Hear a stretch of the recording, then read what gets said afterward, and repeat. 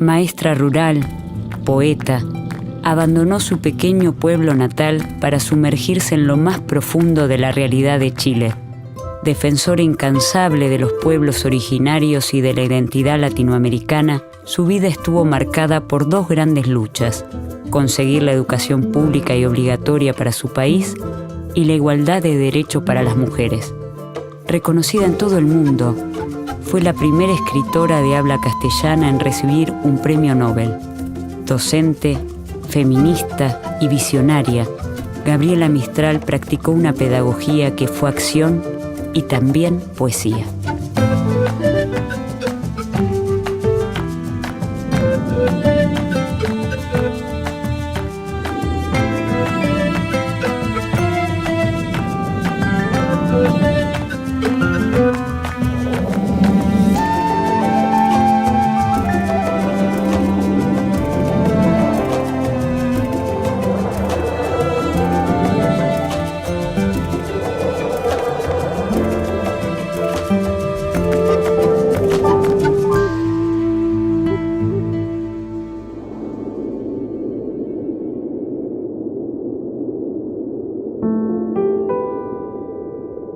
Es el año 1889. En Vicuña, un pueblo al norte desértico de Chile, nace Lucila Godoy Alcayaga, quien con el correr de los años pasaría a utilizar el seudónimo de Gabriela Mistral, en homenaje a dos poetas que admira, Gabriel D'Annunzio y Frédéric Mistral.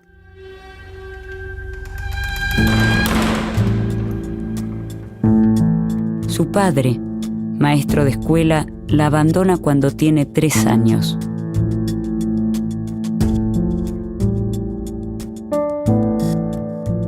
Crece junto a su madre, su abuela y su hermana, maestra rural, que la introduce en la profesión. Entonces fue una mujer que siempre vivió luchando en contra del sistema educativo chileno de esa época, que como todos los sistemas educativos de la época en América Latina era muy restringido. Ella básicamente es una cristiana, una mujer profundamente católica que en determinado momento se chocó también, ese fue su segundo desencuentro, con el establishment católico, con la cultura católica oficial, cuando quiso entrar a la escuela normal para estudiar para maestra y tener un título. El cura que había escuchado o había leído algunas de sus poesías, que ya empezaba a escribirlas, no le gustaron porque eran un tanto paganas, tenían tintes socialistas, etcétera, eran demasiado populares. Entonces fue rechazada también por la iglesia.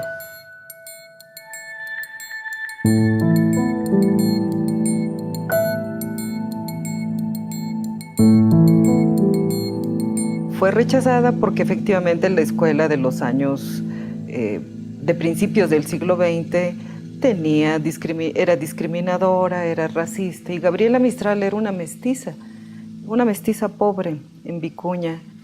Eso caracteriza a Gabriela Mistral. Es originalísima como poeta por su autoformación y por una pedagogía natural de lo que serían pensar en los derechos del niño, en los derechos de cualquier ser humano.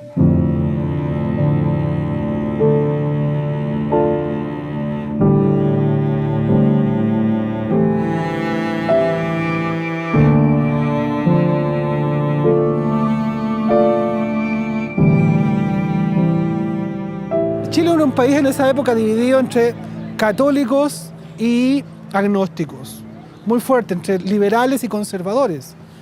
Y ella no encajaba en ninguna de esas dos culturas porque era católica, pero no era conservadora, y tenía aspectos liberales, pero no era liberal. Entonces no encajaba en ningún lado, y la actividad cultural y política de esa época se polarizó mucho. Entonces ella siempre estuvo chocando.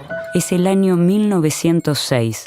Gabriela Mistral, con tan solo 13 años, escribe sus primeros poemas.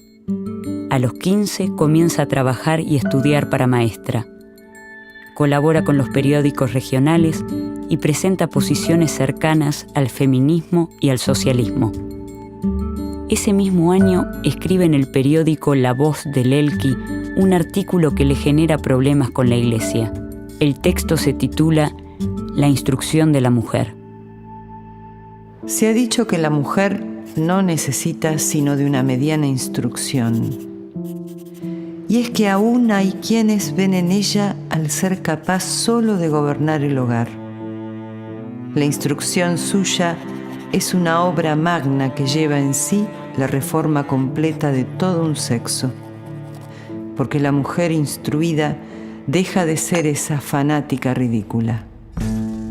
Instruir a la mujer es hacerla digna y hay que levantarla, abrirle un campo más vasto de porvenir, es arrancar a la degradación muchas de sus víctimas.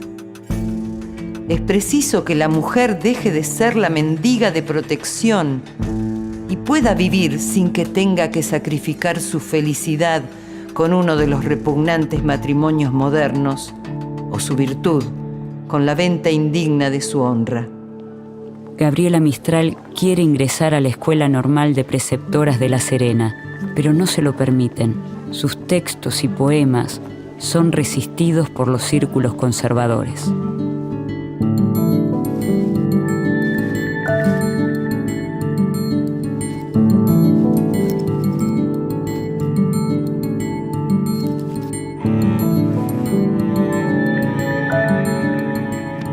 Al llegar 1910, Gabriela, recién recibida de maestra, inicia su recorrido por los liceos de niñas del país. Viaja a lo largo de todo Chile. Ante sus ojos se despliegan las diversas realidades sociales, culturales y educativas que nutrirán toda su obra. También fue maestra urbana y en liceo de niñas, pero le encantaba la educación rural.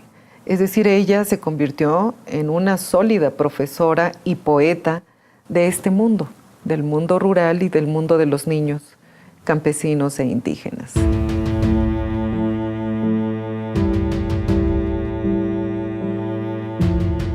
En un tiempo en que no se defendía a los indios, ella defiende a los indios.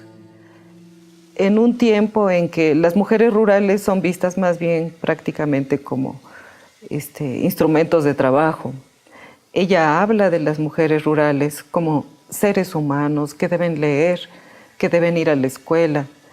Entonces ella llega a convertirse en una maestra que es a la par poeta, productora de una pedagogía diferente, en un ambiente chileno donde las maestras alemanas son las más valoradas, las mejor valoradas, y no una maestra mestiza como Gabriela, que además publicaba, era escritora cotidianamente en los diarios, con eso complementaba sus ingresos.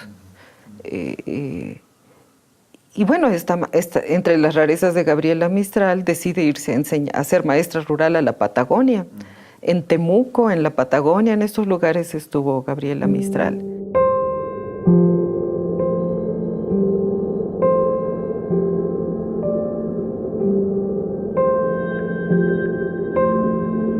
Por ese tiempo llegó a Temuco una señora alta, con vestidos muy largos y zapatos de taco bajo. Iba vestida de color arena. Era la directora del liceo. Gabriela tenía una sonrisa ancha y blanca en su rostro moreno por la sangre y la intemperie. Ella me hizo leer los primeros grandes nombres de la literatura rusa que tanta influencia tuvieron sobre mí. Durante las primeras 2 décadas del siglo XX, los trabajadores chilenos atraviesan una situación penosa. Una de las principales causas es el analfabetismo. Yo diría que fundamentalmente el contexto chileno en lo que se refiere a educación y a los grandes problemas tenía que ver con un asunto relacionado con la obligatoriedad o no obligatoriedad de la educación primaria. Ese es un tema que, por ejemplo, en casos como Argentina, México y otras partes se había zanjado o estaba por zanjarse, ¿no? En el caso chileno se habían dado algunas iniciativas legales desde más o menos los mismos tiempos que en el caso de Argentina, ¿no es cierto?, en los años 80, pero sin embargo eso no había arribado a ningún buen puerto.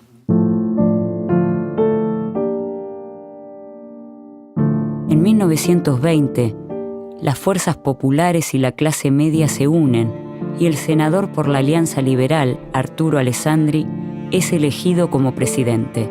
Al año siguiente, Alessandri presenta un programa de reformas que contempla, entre otros aspectos, el de la separación de la Iglesia y el Estado, el cumplimiento de la educación básica obligatoria y la elección directa del presidente y del vicepresidente mediante el sufragio popular. Mistral es una importante impulsora de la Ley de Instrucción Primaria Obligatoria que se sanciona ese mismo año. El analfabetismo disminuye de forma progresiva. En 1922, Gabriela emprende un viaje hacia México, atraída por los vientos de la Revolución. Invitada por José Vasconcelos, quien fuera rector de la Universidad Autónoma y luego fundador de la Secretaría de Educación Pública, la joven autora se suma a su propuesta educativa.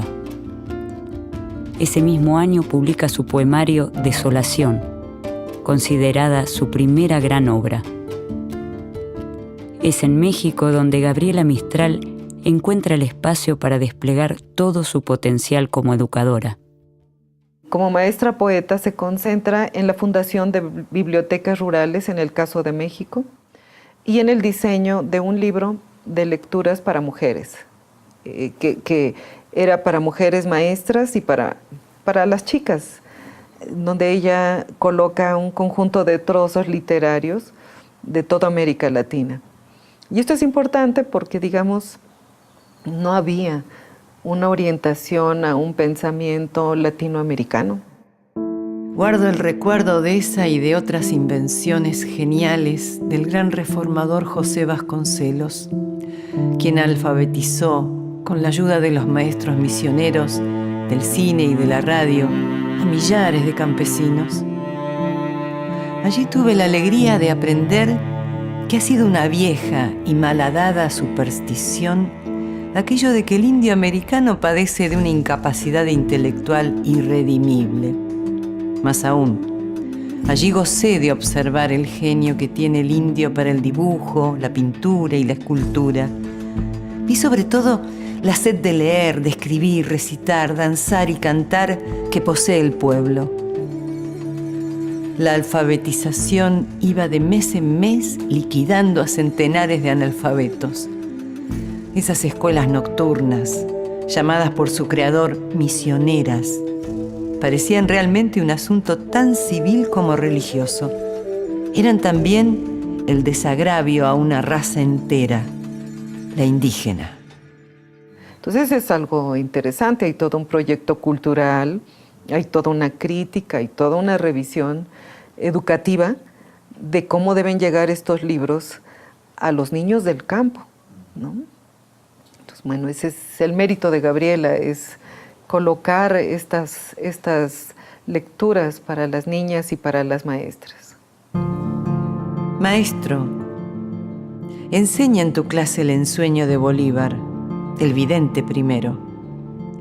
Clávalo en el alma de tus discípulos con agudo garfio de entendimiento. Divulga a la América su Sarmiento, su Bello, su Lastarria, su Martí.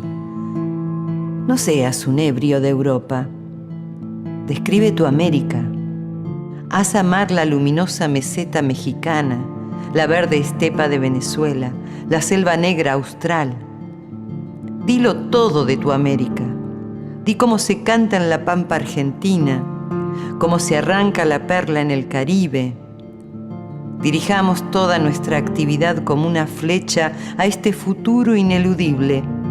La América española una, unificada por dos cosas estupendas: la lengua que le dio Dios y el dolor que le da la del norte. Y en México recorrió el país y especialmente las zonas indígenas para acompañar la reflexión de funcionarios, de pedagogos que querían proponer cómo mejorar la situación de los indígenas en México. Entonces, bueno, estos son los indigenistas de la época. Y pues ella le escribió poemas también a las artesanías mexicanas, al maíz, al niño indio, ¿no? Hay un famoso poema del niño indio.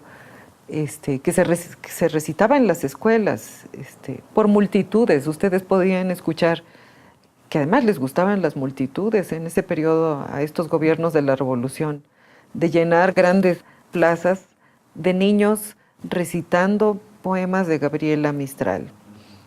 Y Gabriela Mistral escribía y escribía en cada región que llegaba.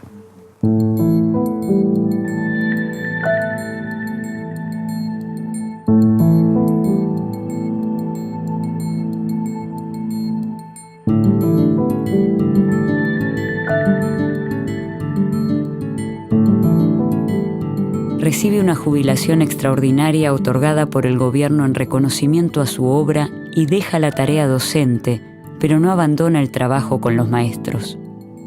Entonces, está por un lado esa cara, la cara profesional, en la que ella tiene un interés muy fuerte por el problema político-educativo, y por otra parte está aquello que podríamos decir que traspasa, digamos, el problema de estar metida o no en la sala, y que es lo propiamente más pedagógico, en lo cual ella tiene un compromiso que va más allá claramente de su vida profesional, ¿no? En ese sentido, todo el tema de ella con la naturaleza del aprendizaje, con el sentido de la educación centrada en el niño, ¿no? Con la muy fuerte mezcla que ella hace de elementos del cristianismo, de la escuela nueva, de múltiples doctrinas, para terminar, ¿no es cierto?, en una especie como de propuesta muy espiritualista, latinoamericanista, ¿cierto?, de educación, ¿verdad?, centrada en ideas tales como ternura, acompañamiento, misión, semejantes, ¿no? Y en todo eso, entonces, uno ve como dos Gabrielas, diría yo. Una que es propiamente la profesora y otra que es algo así como una, diríamos, intelectual interesada en la educación.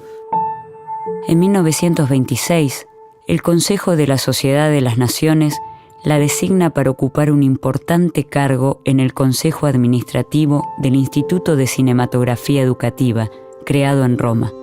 Sus preocupaciones por el género femenino se hacen sentir en las altas esferas políticas, como ocurre en 1928, cuando Francia rechaza el voto femenino y Gabriela condena la decisión. Socialistas y radicales han nacido a la vida de combate electoral con la afirmación de la igualdad de los sexos en la boca. Pero un buen día fueron gobierno, como en Francia, y se les vino encima el pánico de perder el usufructo tan deleitoso siempre de la presa.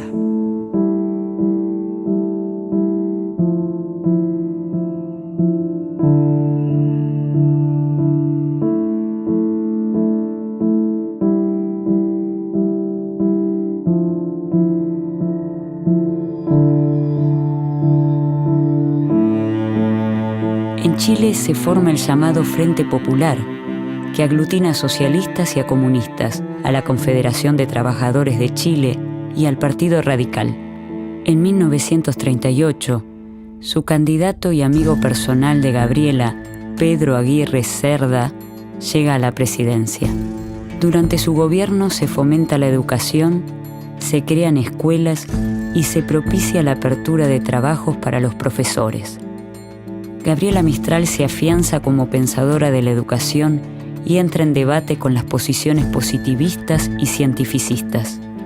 Gabriela Mistral sostiene que la educación de un país debiera estar basada en la propia realidad según sus necesidades, evitando la mera copia o imitación. Afirma que jamás debe hacer el maestro lo que el niño puede hacer por sí mismo. Es el año 1945 y Gabriela Mistral obtiene el Premio Nobel de Literatura. Una mujer latinoamericana con esta historia, como la de Gabriela, que recibe un premio Nobel porque recupera los usos del idioma de los campesinos, de las plazas, de las escuelas, de los maestros, de los indígenas.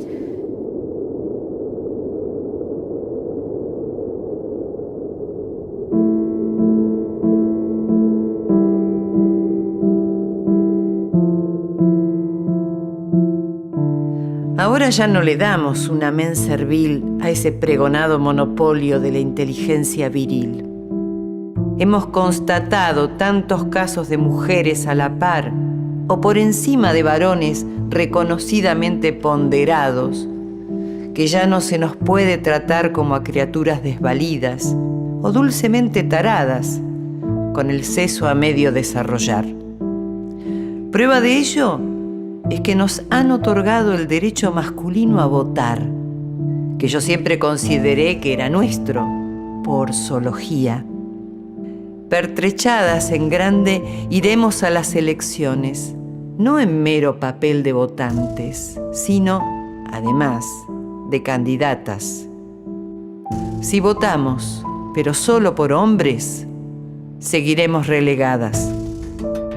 Codo a codo y en proa a una patria concebida como un hogar grande para sus hijos y los hijos de sus compañeras, las mujeres completarán la empresa política, en la cual falta más economía, mucha economía, acaso solo economía, porque nosotras partimos y llegamos de la tierra a la mesa, de lo tangible a lo factible, sin embriagarnos en teorías ni perdernos en dédalos de discusión ideológica.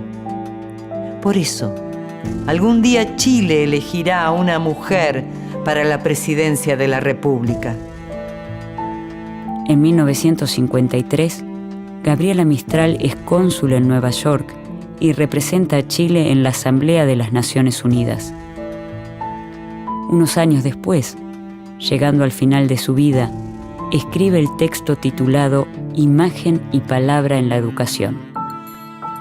Toda la primera infancia nos aparece dotada de imaginación, pero son muchos los padres y los maestros que la desdeñan torpemente y hasta la combaten.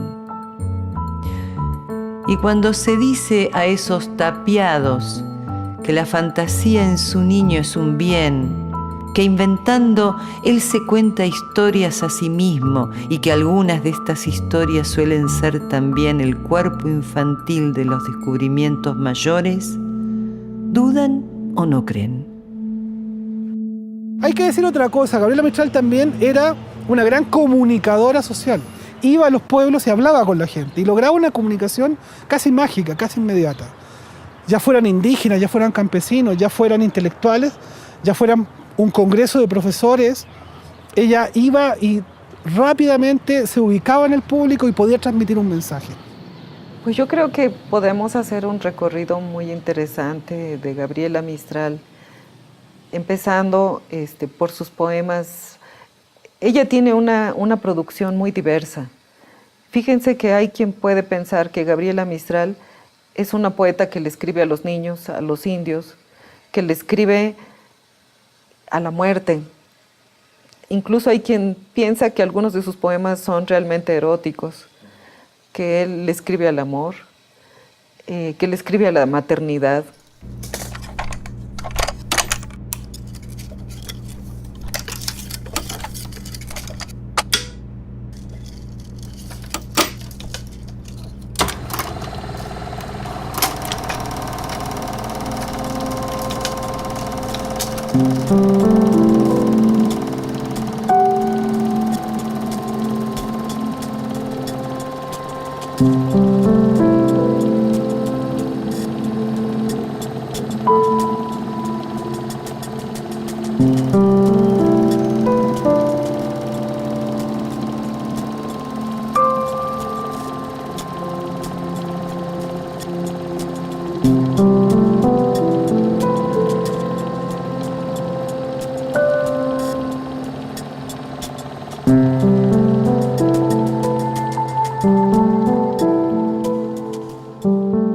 El 10 de enero de 1957 muere en un hospital de Nueva York.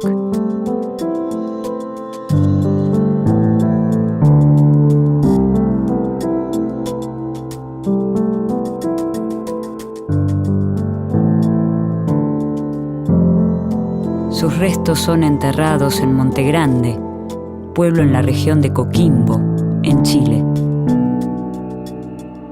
Según su testamento, dona los derechos de sus obras publicadas en América del Sur a los niños del mismo pueblo donde hoy descansan sus restos.